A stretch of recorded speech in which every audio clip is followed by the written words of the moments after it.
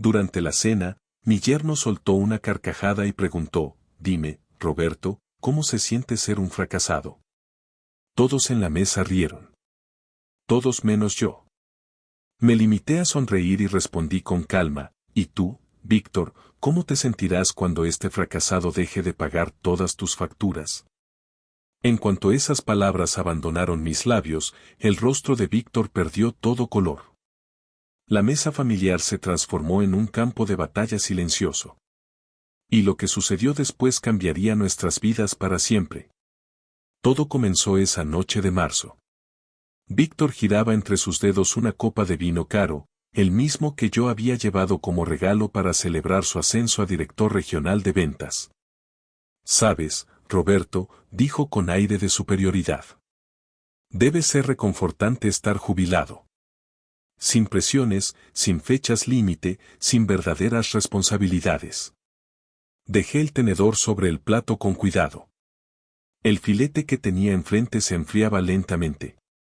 La mesa de roble pulido, la misma que había ayudado a mi hija Lucía a comprar el año anterior, brillaba bajo la luz tenue de las velas. «Tiene sus momentos», respondí, observando cómo Víctor se servía otro generoso trago del vino que yo había regalado. Él se recostó en su silla, esa que ahora ocupaba en la cabecera durante cada reunión familiar. «No me malinterpretes», continuó. «Tuviste una carrera decente como ingeniero. Pero eso fue hace, ¿cuánto? ¿4 décadas? El mundo ha cambiado. Ahora todo es digital, veloz. Se necesita una mente joven para alcanzar el verdadero éxito». Lucía se removió incómoda a mi lado. El brazalete que llevaba, mi regalo de la última Navidad, capturó un destello de luz. «Víctor, papá tuvo una carrera extraordinaria», intervino ella. «Diseñó estructuras que siguen en pie hasta hoy». «Claro, claro», replicó él, haciendo un gesto desdeñoso con la mano. «Pero seamos sinceros, ¿cuándo fue la última vez que realmente construiste algo? ¿Cuándo lograste algo verdaderamente significativo?» Sofía, mi nieta de 9 años, levantó la vista de su plato. «El abuelo me construyó una casita en el árbol el verano pasado», dijo con orgullo. «Qué tierno, pequeña», contestó Víctor, dándole una palmadita condescendiente en la cabeza. «Pero tu abuelo debe entender que los hombres de verdad mantienen a sus familias con su propio esfuerzo. No todos pueden simplemente descansar mientras otros cargan con el peso». El silencio se extendió incómodo. La risa nerviosa de Lucía intentó llenar el vacío. «Quizá deberíamos cambiar de tema. Sofía, cuéntale al abuelo sobre tu recital de piano». Pero Víctor no había terminado. El ascenso le había inflado el ego y el vino le daba valor. «En realidad», continuó, «ahora que estoy ganando dinero de verdad, 6 cifras al año, quizás sea momento de que todos empiecen a aportar lo suyo». Yo sabía exactamente a qué se refería. 15 años ayudando con la hipoteca.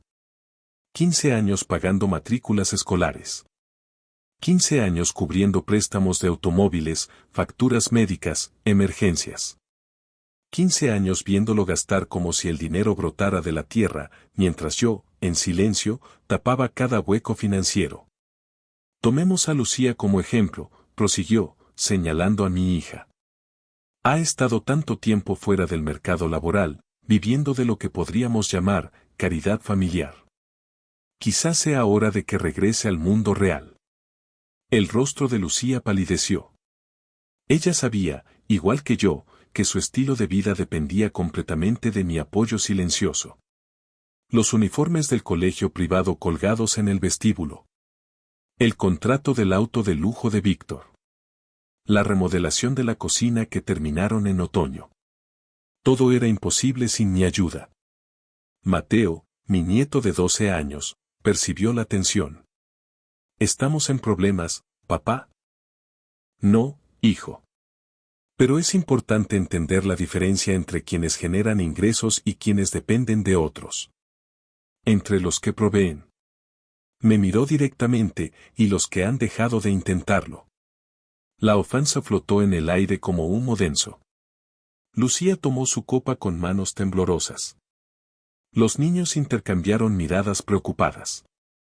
Víctor se inclinó hacia adelante, envalentonado por lo que interpretaba como mi silencio de derrota. No quiero ser cruel, Roberto, pero alguien tiene que hacer las preguntas difíciles. ¿Cuándo fue la última vez que aportaste algo de valor? ¿Cuándo sentiste la satisfacción de ganarte la vida en lugar de simplemente existir? Hizo una pausa, saboreando lo que creía era su momento de gloria. Dime, ¿cómo se siente ser un fracasado? La pregunta cayó como un golpe físico. Lucía ahogó un grito. El tenedor de Mateo chocó contra el plato. Sofía comenzó a llorar bajito. Pero yo no me moví. En cambio, di un sorbo lento de agua. Dejé el vaso sobre la mesa con precisión deliberada. Y lo miré directamente a los ojos. ¿Y tú cómo te sentirás?, dije con voz firme y clara, cuando este fracasado deje de pagar tus cuentas. El color desapareció de su rostro más rápido que el vino de una botella volcada. Lucía se llevó la mano a la boca. Los niños observaban confundidos mientras la expresión triunfante de su padre se desmoronaba en algo muy parecido al pánico. Seguí comiendo mi cena. Corté cada trozo de carne con calma deliberada mientras la mesa quedaba sumida en un silencio sepulcral. Afuera, la oscuridad caía sobre el vecindario. A lo lejos se escuchaba el ladrido de un perro. Tras lo que pareció una eternidad, me limpié la boca con la servilleta, me levanté y besé a Sofía y Mateo en la frente. Gracias por la cena, Lucía. Estuvo deliciosa. Caminé hacia la puerta, tomé mi abrigo del armario y salí a la fresca noche de marzo, dejando atrás a una mesa llena de personas que por fin comenzaban a comprender lo que habían significado 15 años de generosidad silenciosa. El trayecto a casa transcurrió en silencio. Mis manos permanecieron firmes sobre el volante, a pesar de la tormenta que se agitaba dentro de mí. Al llegar, la luz del sensor de movimiento proyectó largas sombras sobre los escalones de la entrada.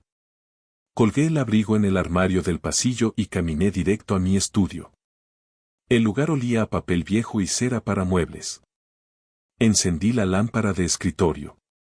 Su luz cálida iluminó 15 años de archivadores perfectamente organizados. Como buen ingeniero retirado, había guardado cada recibo, cada extracto bancario, cada cheque cancelado. Era hora de ver exactamente cuánto me había costado mi supuesto fracaso. Abrí el primer cajón, etiquetado del 2009 al 2012. Las carpetas estaban organizadas por colores: azul para la hipoteca, verde para los préstamos de autos, amarillo para gastos escolares, rojo para facturas médicas. Mi esposa Elena había muerto a finales del 2008. Para enero del 2009, Lucía ya estaba en apuros. El primer pago de ayuda para la hipoteca, $2.800 en febrero. Otro tanto en marzo. Y así sucesivamente. Extendí los estados de cuenta sobre el escritorio. Las cifras se alineaban en columnas bajo la luz. $2.800 cada mes. Durante 180 meses. La calculadora marcó más de $500,000.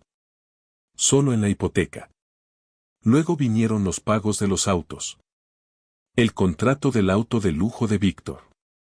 El préstamo del vehículo de Lucía. $1.200 mensuales durante 8 años. Otros $115,000. Las cifras seguían subiendo. Cada carpeta revelaba otra capa de generosidad que incluso yo había olvidado. Los recibos de matrícula del colegio privado llenaban un cajón entero. La educación de Mateo desde el jardín de infancia hasta 7º grado. La de Sofía desde preescolar hasta 4º. Escuelas de élite con piscina, programas de idiomas, campamentos de verano. 16 años de gastos educativos, $192,000. Primas de seguro médico cuando Víctor estuvo desempleado. Tratamientos dentales para los niños. Visitas a urgencias. Las sesiones de terapia de Lucía después del susto de divorcio hace 3 años. $8,000 al año durante 15 años. 120.000 en total. Encontré recibos de vacaciones escondidos detrás de los papeles del seguro. Disney en 2015. Un crucero por el Mediterráneo en 2018.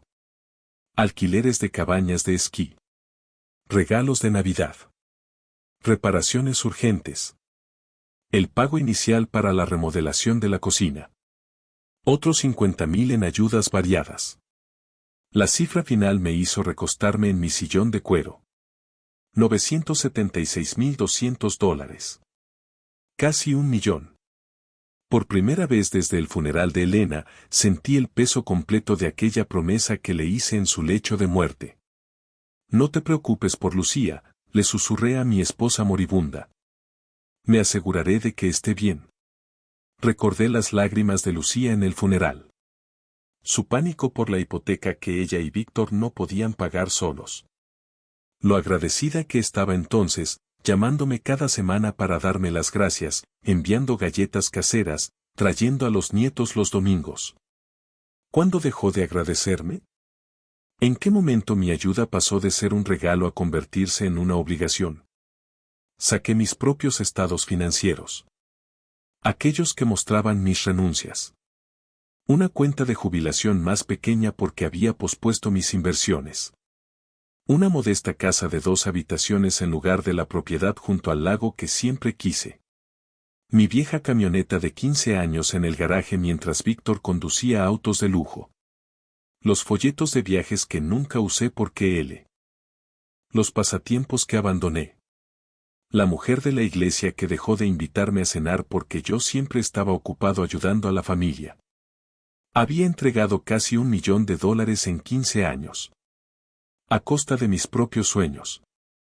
A las 10:30 de la noche, tomé mi teléfono y la lista de contactos de mi banco. El día siguiente traería conversaciones muy interesantes. El domingo por la mañana, el café me supo diferente. Más fuerte. Me senté en la mesa de la cocina viendo a los gorriones pelear por migas bajo la ventana. Luego regresé a mi estudio, donde pilas ordenadas de documentos esperaban como soldados listos para entrar en acción. Primero llamé al banco. Contestaron al tercer tono. Servicio de cuentas. Le atiende Sandra. ¿En qué puedo ayudarle? Necesito cancelar los pagos automáticos desde mi cuenta corriente, respondí con el mismo tono firme que había usado en 40 años de presentaciones como ingeniero. El proceso tomó 12 minutos. Sandra fue minuciosa, profesional y completamente ajena al hecho de que con cada pulsación de tecla estaba desmontando 15 años de arquitectura financiera. Los pagos han sido cancelados, señor Mendoza. ¿Hay algo más en lo que pueda ayudarle? Eso es todo. Gracias. Marqué una línea junto a asistencia para la hipoteca, 2.800 al mes. El seguro de la casa requirió autorización de un supervisor. La cancelación del contrato del auto necesitó 3 transferencias. Todas las llamadas siguieron el mismo patrón: verificación amable, procesamiento eficiente, números de confirmación que anoté meticulosamente en mi cuaderno. A las 11:15 ya había tachado 8 ítems de mi lista. El teléfono sonó a las 11:47. Papá. La voz de Lucía sonaba confundida, no asustada. Todavía. Pasó algo raro con el pago de la hipoteca. El banco llamó diciendo que no había fondos suficientes en la cuenta. Pero eso no tiene sentido. ¿Por qué no tiene sentido? Porque siempre funciona. Porque asumiste que yo seguiría pagando para siempre. El silencio se estiró como un cable tenso. ¿Qué quieres decir? Su tono subió medio tono. Exactamente lo que te dije anoche. Ya no voy a cubrir sus gastos. Pero papá, no puedes simplemente. La hipoteca, el seguro, la escuela de Mateo. Todos cancelados desde esta mañana. Escuché cómo su respiración se aceleraba. Esto no es una broma. Vamos a perder la casa. Entonces tendrán que encontrar la forma de pagarla ustedes mismos. La línea quedó muda. Mi cuaderno mostraba 6 llamadas más por hacer. Las compañías de servicios fueron sorprendentemente eficientes. El departamento de contabilidad de la escuela privada hizo menos preguntas de las que esperaba. Cada número de confirmación quedó registrado con precisión mecánica. Lucía volvió a llamar al mediodía. Su voz ahora sonaba tensa de verdadero miedo. Papá, no entiendo qué está pasando. La escuela llamó. La aseguradora también. Incluso la compañía eléctrica. Todos dicen que nuestros pagos fueron rechazados. Porque cancelé las transferencias automáticas desde mis cuentas. ¿Tus cuentas?, preguntó en un susurro. ¿Creías que esos pagos aparecían por arte de magia, Lucía? Hubo otro silencio prolongado. Pero nunca te pedimos que. Nunca lo pidieron porque nunca tuvieron que hacerlo. Yo simplemente lo hacía. No podemos. Se detuvo. Exacto. Ese es el punto. A la 1 de la tarde sonó otra vez mi teléfono. Esta vez era Víctor, intentando sonar autoritario. Roberto, sea lo que sea este jueguito, tiene que acabar ya. No es un juego. Es la realidad. No puedes destruir a nuestra familia solo porque te ofendiste en una cena. No estoy destruyendo nada. Solo estoy dejando de financiarlos. ¿Quieres saber cómo se siente ser un fracasado?, le respondí. Aprende a pagar tus propias cuentas. Su silencio fue más largo que el de Lucía. A la 1:15 de la tarde, el familiar rugido del auto de Víctor rompió. Por la ventana vi cómo daba un portazo con fuerza innecesaria. Lucía salió del asiento del copiloto aferrando su bolso como si fuera un salvavidas. Avanzaron por mi camino de entrada con la seguridad de quienes creen tener la razón moral. Abrí la puerta antes de que tocaran. Necesitamos hablar, dijo Víctor, empujando para entrar sin invitación. Lucía lo siguió con los ojos enrojecidos. Adelante, dije, aunque ya estaban dentro. Víctor se colocó en el centro de mi sala como un general reclamando territorio. Esta ridícula rabieta termina ahora. Llama a los bancos y restablece todos los pagos. No lo haré. No puedes cortarnos así, sin aviso previo. Hay obligaciones legales. Contratos verbales. Muéstrame el contrato donde acepté pagar sus cuentas para siempre. Lucía dio un paso al frente, con la voz temblorosa. Papá, por favor. Piensa en lo que mamá querría. Recuerda lo que prometiste en su funeral. La mención de Elena fue como un soplo de aire helado. Pero ya esperaba ese argumento. Prometí ayudarte a estabilizarte. 15 años y casi $1 millón después, estás menos estable que al principio. $1 millón, susurró Lucía. Fui hasta mi escritorio. Tomé mi calculadora y mi cuaderno. $976.200. Asistencia para la hipoteca. Pagos de autos. Seguros. Colegiaturas. Gastos médicos. Vacaciones. Emergencias. ¿Quieren que lo divida por categoría? El aplomo de Víctor vaciló. Eso es imposible. Nunca pedimos tanto. Nunca pidieron nada. Simplemente lo daban por hecho. Lucía se dejó caer en el sofá, pálida. Pero los niños. La liga de béisbol de Mateo. Las clases de danza de Sofía. Esas seguirán. Pero las pagaré directamente. Ya no pasarán por ustedes. No puedes dividir a la familia así, explotó Víctor. Somos una unidad. Un equipo. Los equipos requieren respeto mutuo. ¿Cuándo fue la última vez que alguno de ustedes me agradeció por algo? La pregunta quedó suspendida en. Las lágrimas de Lucía comenzaron a brotar lentamente, hasta convertirse en sollozos profundos como los de su adolescencia. No sabía que era tanto.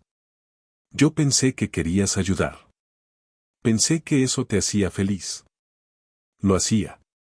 Hasta que dejaste de apreciarlo y empezaste a exigirlo. Víctor caminaba de un lado a otro como un animal enjaulado. Bien, ¿quieres gratitud? Gracias. Ya está. Ahora restablece los pagos.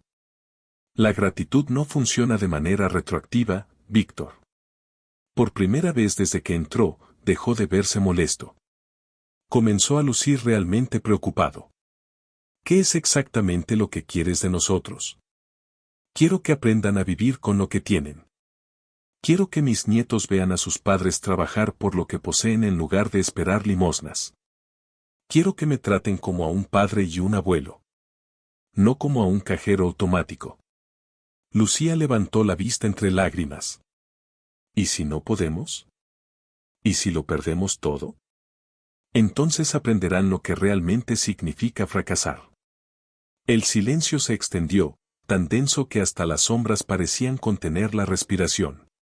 Víctor enderezó los hombros, recuperando algo de compostura. Ya veremos. Hay abogados especializados en abuso financiero hacia personas mayores. Casi sonreí. Por favor, llámalos. Me encantaría explicarles cómo he sido yo el abusado financieramente durante 15 años. Se marcharon sin decir una palabra más.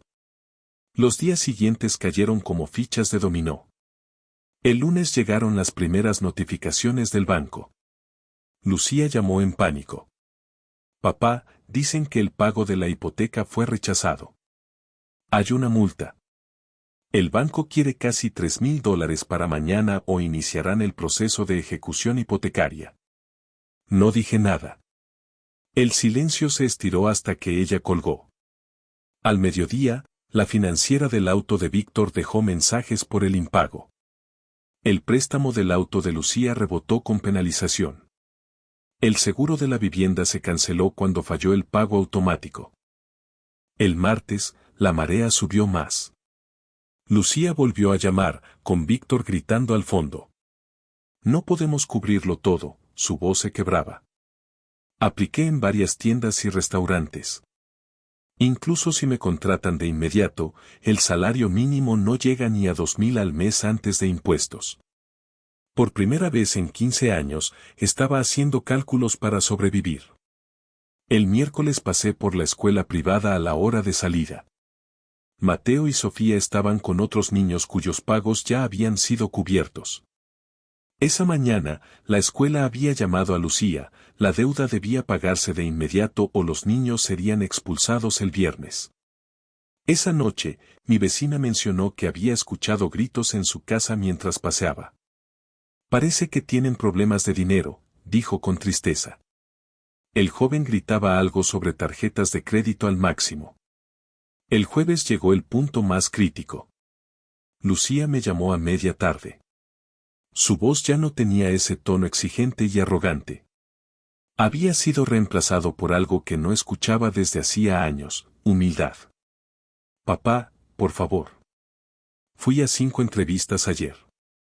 Comida rápida. Una empresa de limpieza. Un supermercado. Todos piden referencias de empleadores recientes. Yo no he trabajado desde el 2009. Hizo una pausa. Ayer Víctor intentó pagar la hipoteca. Teníamos 3,000 en la cuenta. El pago era de casi ese monto. Lo pagó y luego se dio cuenta de que no nos quedaba nada para los servicios, la comida o la gasolina. Tuvo que llamar al banco y cancelarlo. Guardé silencio. La compañía de leasing programó el embargo del auto para el lunes. Se llevarán el coche de Víctor a menos que paguemos más de $800 entre cuotas atrasadas y cargos. Su voz se volvió muy pequeña. Papá, creo que vamos a perderlo todo. Sí, respondí en voz baja. Probablemente sí. Entonces empezó a llorar. No con un llanto superficial, sino con sollozos profundos y dolorosos. Pero esto no era un drama juvenil. Esto eran consecuencias de la vida adulta. El viernes por la mañana estaba en mi estudio revisando mi plan financiero reajustado. Esos pagos mensuales que antes hacía para ellos ahora se destinarían al crucero por Europa que Elena y yo habíamos planeado antes de que enfermara. Las clases de cocina en Italia. El taller de fotografía en Escocia.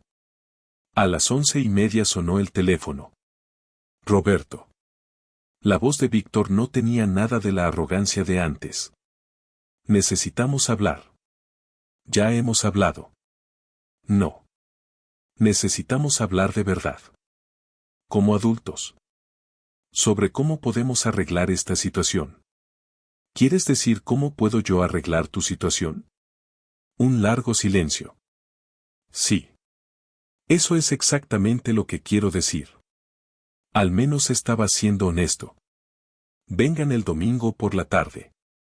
Todos. Traigan a los niños. ¿De qué deberíamos hablar? De la realidad. Colgué. Mientras tanto, la verdad comenzó a esparcirse por la comunidad. Mi amigo Daniel me llamó con preocupación. Roberto, escuché algo inquietante. Víctor estaba en el bar diciendo que cortaste toda ayuda a tu familia sin previo aviso. Que está sacando a los niños de la escuela privada por rencor. Para el martes, Lucía había llamado a la hermana de mi difunta esposa. Esa tarde, ella me telefoneó con tono de desaprobación. Lucía dice que los has abandonado en su momento de mayor necesidad. ¿Mencionó los casi $1.000.000 que les he dado en 15 años? Un largo silencio. ¿Qué? Casi $1.000.000. Pagos de hipoteca, préstamos de autos, seguros, matrículas escolares, facturas médicas, vacaciones. Cada mes durante 15 años. Eso no puede ser.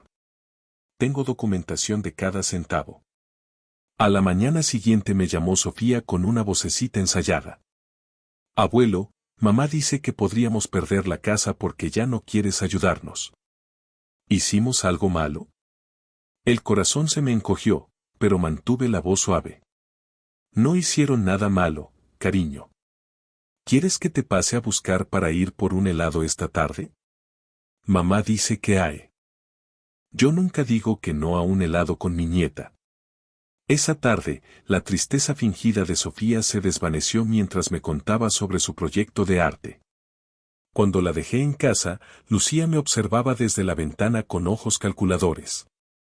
El miércoles llegó una confrontación más directa. Una vecina se me acercó en el supermercado. Roberto Mendoza, me da vergüenza lo que has hecho. Su voz resonó por los pasillos. Cortar a tu propia hija cuando más te necesita. ¿Qué pensaría Elena? La miré con calma.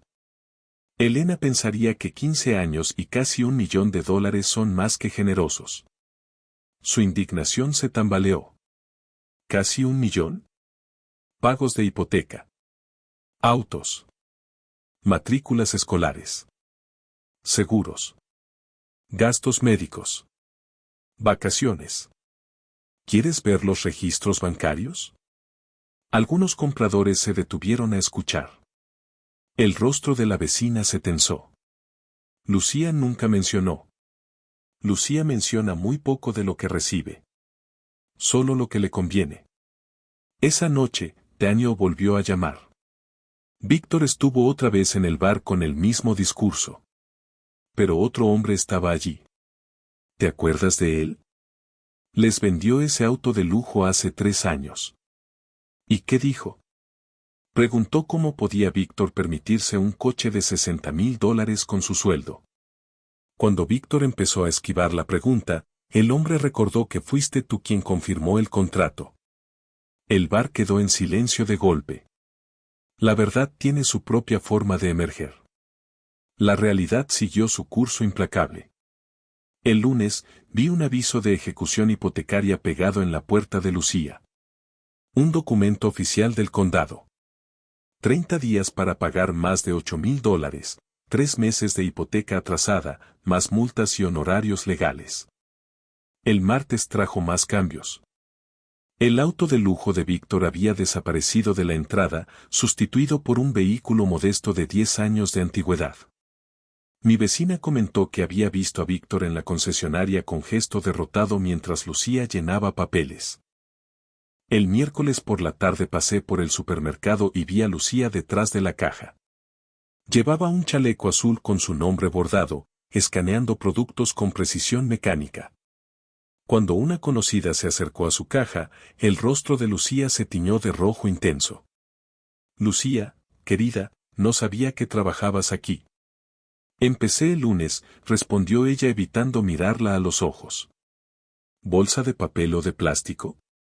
La vi caminar hacia el viejo auto al terminar su turno. Los hombros caídos por el cansancio.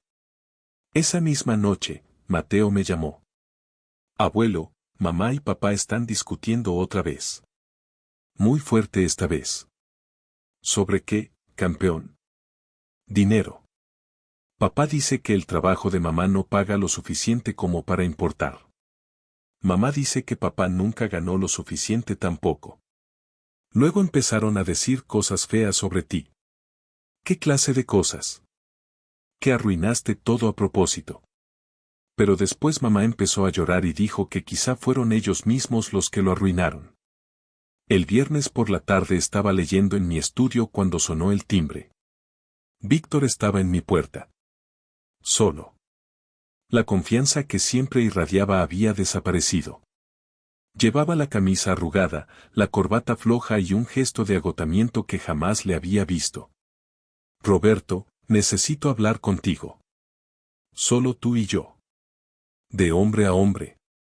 Lo invité a pasar al salón. El mismo en el que apenas 2 semanas antes me había exigido que retomara los pagos. Se dejó caer pesadamente en una silla, con las manos entrelazadas entre las rodillas. La ejecución hipotecaria es real. 30 días. Lucía trabaja 40 horas semanales por el salario mínimo. Después de impuestos, apenas llega a $1,000 al mes. Yo traigo a casa unos 5,800. Me miró con algo parecido a humildad. Solo la hipoteca son casi 3,000. No podemos mantenernos ni siquiera cerca. Hizo una pausa larga. Nunca pudimos, ¿verdad? Sin ti, quiero decir. No, respondí en voz baja. Nunca pudieron. He estado pensando en algo que dijiste. Sobre ganarse el respeto en lugar de heredarlo. Su voz se quebró. Yo nunca gané nada, ¿verdad?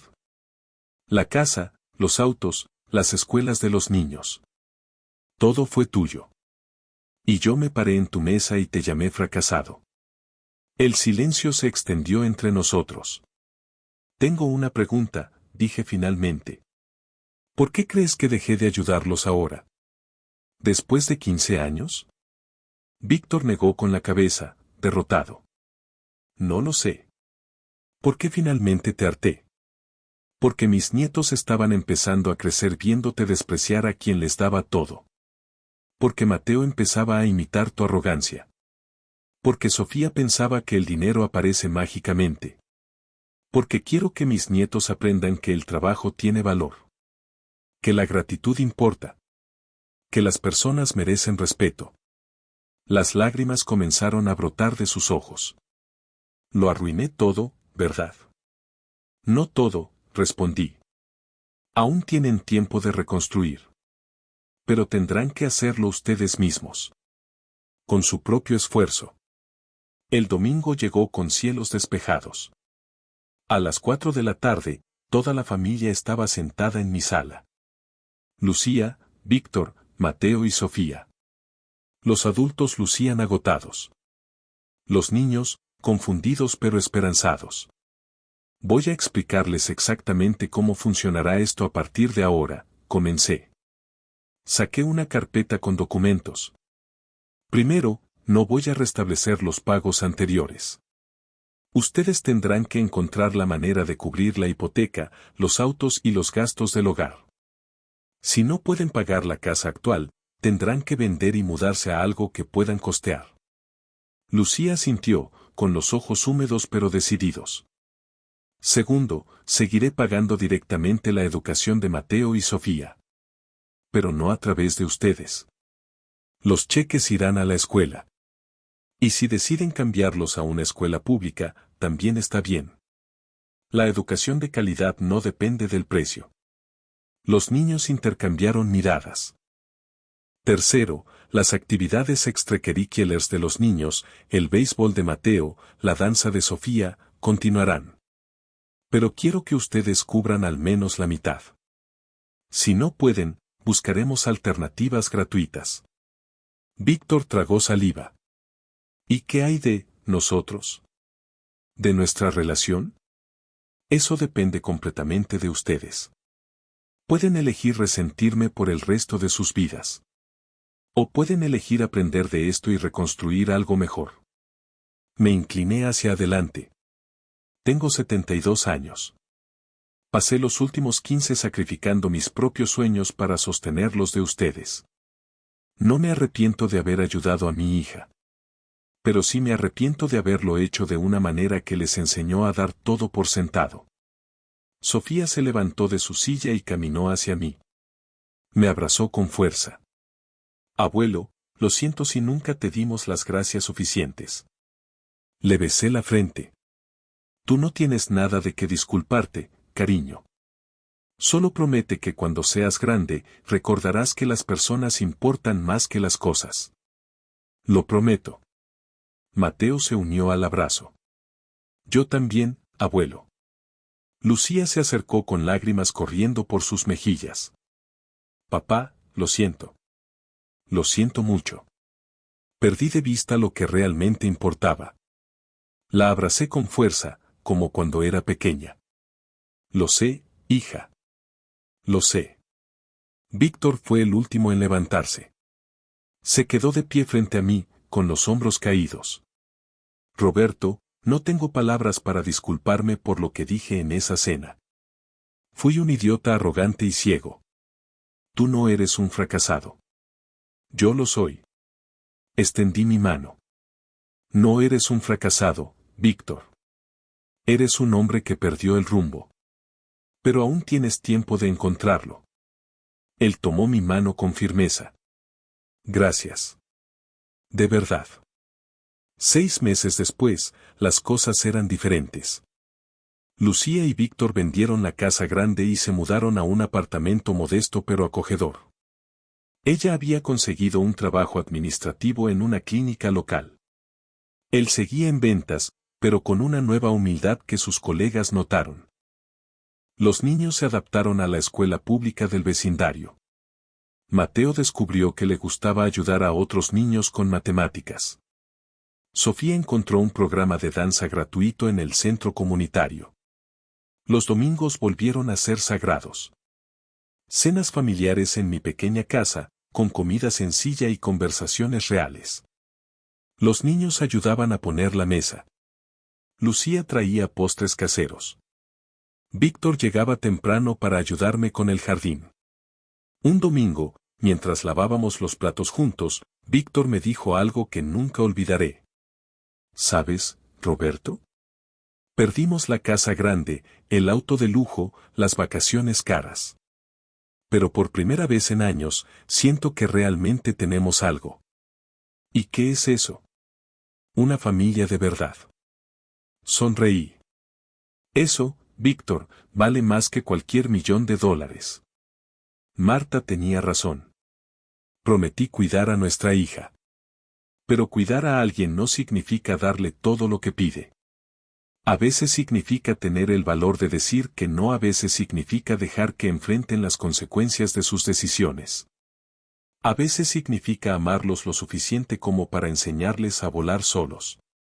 Esa noche, mientras miraba la fotografía de Elena sobre la repisa, me pareció que sonreía. Lo hiciste bien, imaginé que me decía. Finalmente lo hiciste bien. Afuera, las estrellas brillaban sobre mi pequeño jardín.